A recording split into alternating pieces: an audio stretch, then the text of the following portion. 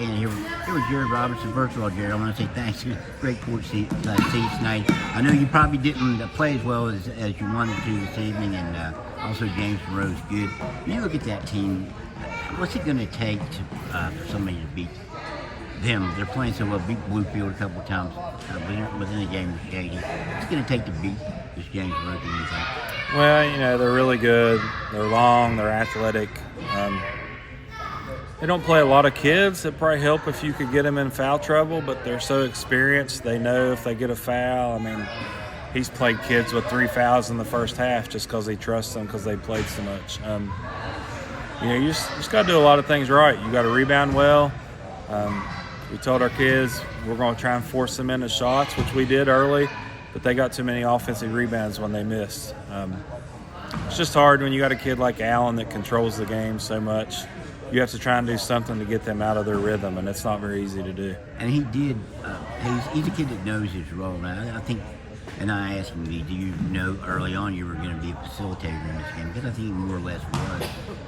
How hard is it to beat a team when a kid that a lot of people think is the best player in the state just serves as a facilitator for them? He ends up with maybe 12 assists and 9 or 10 points. Well, he is the best player in the state. I don't think there's any question about it. But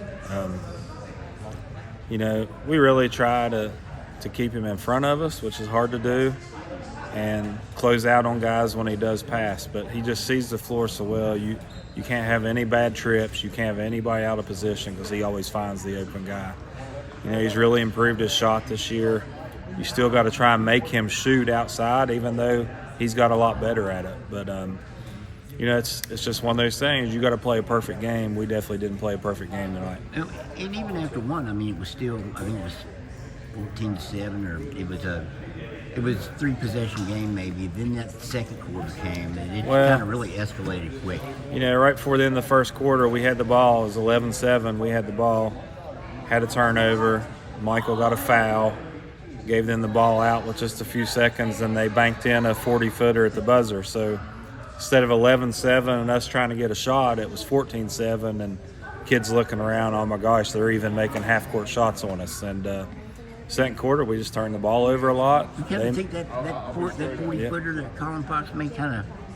Yeah, you can just see that the air just went out a little bit. They're a good shooting team. They don't really need to be making they don't need that kind of help, that's for sure. That many kids that can shoot.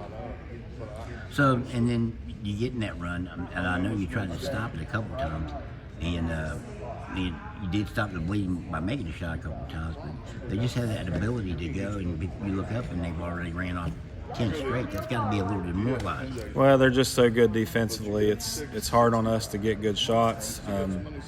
They can switch on everything, so it's hard no matter how good you screen and your man-to-man sets.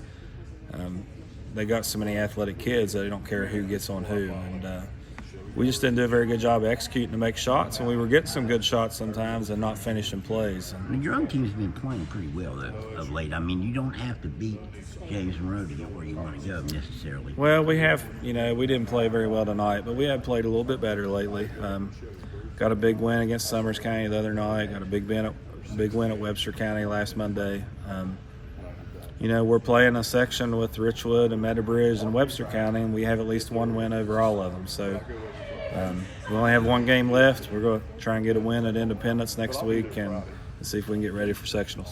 Do you feel like being in the section and even the region, aside from one team, that it's a boost for you guys?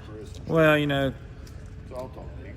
Greater Beckley situation and Mount View situation kind of takes away from our region. I think our region's been really strong.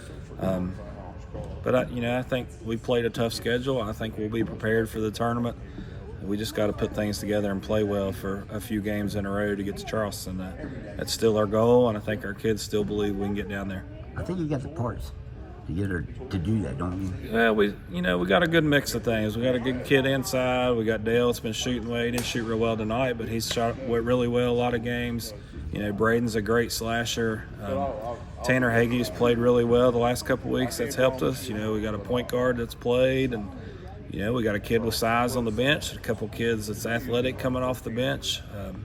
We got a good mix. We just got to put everything together for an entire game. All right. It doesn't really count until Martin. next in 2 weeks anyway. Our goal is to get down to Charleston. I think we got a chance. All right, Coach, I appreciate it. Yes, sir. Thank you, Thanks for Dave. the hospitality. Absolutely.